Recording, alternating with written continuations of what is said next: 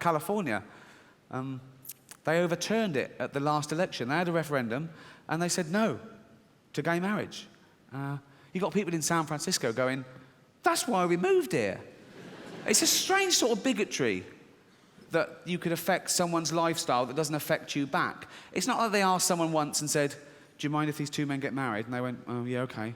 Okay, wank them off then. What? I didn't know that was going to happen. It's also a strange sort of bigotry because presumably those people that object to that are the same people that said gay people were promiscuous and immoral, but now they don't want them to be monogamous and respectable in the eyes of God. And it must be so confusing to a gay guy in California going, that's the bit they don't want. With all the other shit we do, that's the bit.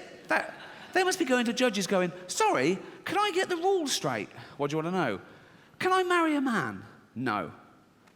Can I shag one up the arse and give him a little reach round? Yes. Yeah. Right, I can't marry him. No. Can I pick up a stranger in the bushes, take him home, jizz on him and throw him out in the morning all crusty and homeless?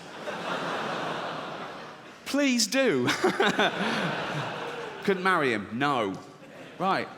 Can I get 15 men I'm just riffing, 15 men in a semicircle, naked, bent over, spreading their arse cheeks, and attach a dildo to every part of my body?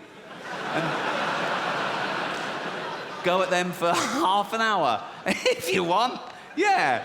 I don't know why I chose 15 in a semicircle. I think subconsciously I was thinking of that TV show, 15 to 1. That would have been different, wouldn't it? Also, I'd line them up. Also, I wouldn't face them away. I'd face them to me so you could get a... That's one thing. No. If you were to wank off 15 men at a time, kids, it's like plate spinning. It is like plate spinning. Because, no, it is. Because you get these two ready to go, but they're losing it, so you have to go, for fuck's sake. Ain't it knackering wanking off 15 men at once? Never thought I'd say that. Again? What? I hope I haven't offended anyone with any of the subject matter in this show. I really do. It's not the point, but if I have offended anyone, and I'm sure I have, then I don't apologise for it, because there's a spate of comedians going, oh, sorry, I didn't mean it. Shouldn't have said it then. You're an idiot, right? They bow to this pressure of going, these witch hunts going, are there things you shouldn't make jokes about? No, there's nothing you can't make a joke about. It depends what the joke is. Comedy comes from a good or a bad place. It's contextual. It's like this big debate about swearing. Is swearing okay on television? It depends. Use your common sense and your remote control. Don't write a letter. It's like, be warned, right? If it's a documentary about prisoners on death row, there's probably going to be a bit of language, okay? They've got nothing to lose, right? Whereas I'd complain if it was the news and Trevor McDonald came out and went, oh, fuck me, nasty train crash, right? I'll go, no, Trev, do it straight. That's the news, mate. That's, right? Like if I was watching Antiques Roadshow and Michael Aspel was there with a sweet old 90-year-old man and he went, well, Albert, this ring your dead wife left you is worth fuck all and she's made you look a right cunt on telly. Actually, I'd love that. That would be amazing. Best episode ever. No, but what I'm saying is there's this big thing about, sick jokes. Oh, sick jokes. Oh, sick jokes. Thing is, you tell a sick joke with the express understanding that neither party is really like that. I wouldn't tell a sick joke to a known paedophile. I wouldn't go, here, mate, you are going to love this more than anyone, son. Right? Do you see my point? Right? And I've never been in trouble for anything I've said because I don't care what people think and I refuse to apologise for it. I mean, growing up, I always used to sort of like, test the boundaries a little bit and try and get people to laugh at things they thought they shouldn't. I remember when I wasn't a kid, I was about 25. Me and my girlfriend had met this other couple. They'd moved down from the north, okay? And they used to come in the place where I used to work, and we had a couple of drinks with them. And then one day they invited us to a party, and we went along.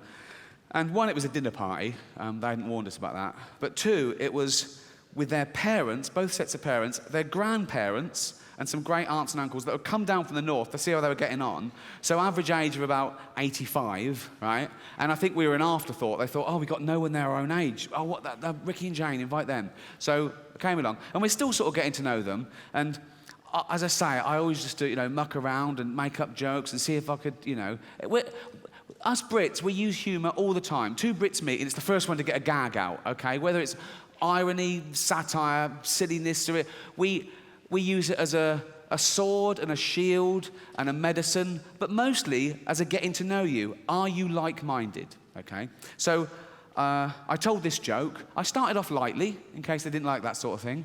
I said, why did the little girl fall off the swing? Because she had no arms. Yeah, right? Okay, sweet. And they laughed a little bit louder than that. There was only two of them, so thanks, right? So I thought, okay, they get it. They like that sort of thing. And, you up the ante a little bit. And I told this joke. Oh, okay. Let me have a little drink. Start the car? Right. I told this joke. I made sure the old people couldn't hear. Right. Father, sitting at home, reading the paper. His little girl comes running in. She's only 6. Hello, dear. Hello, Daddy. What have you been doing then? Been playing in the park. Oh, with your friends? Yeah, until the man came along. Until the man came along? Yeah, a man came along, and he asked my friends to leave, so it was just me and him. Darling, come over here. Come over, darling. Whatever happened, none of it was your fault, okay? But tell Daddy every detail. What happened, darling? What happened? He took me behind a wall so no one could see what we were doing. Oh, God, darling, and then what happened? He took my dress off. Oh, God, darling, what happened then? What happened then? He took his thing out. Oh, God, what happened then, darling? Nothing, that was it. Oh, we'll make something up.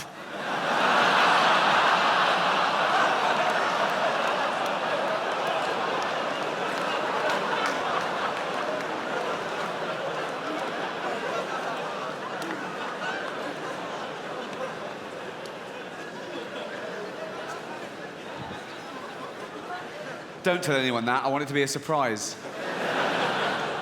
So I told that joke, and I carried on. We're getting a bit drunk, and I'm telling more jokes. Eventually, we sat down about 9:45. They'd put 2 sort of kitchen tables together, and the host sat at either end, and they sat me in the middle, opposite this very sweet but very deaf sort of 80-year-old man. So the conversation was a bit stilted. And after about 20 minutes, Ian, one of the hosts, pipes up and says, "Oh, tell that joke." What? And all the old people go, "Oh, we love jokes." Do you? I looked at Ian, he went, "It'll be fine." I went, "Okay." And he sort of got on with his conversation. I went, "Oh, they're all like that. They're all sweet old faces." I went,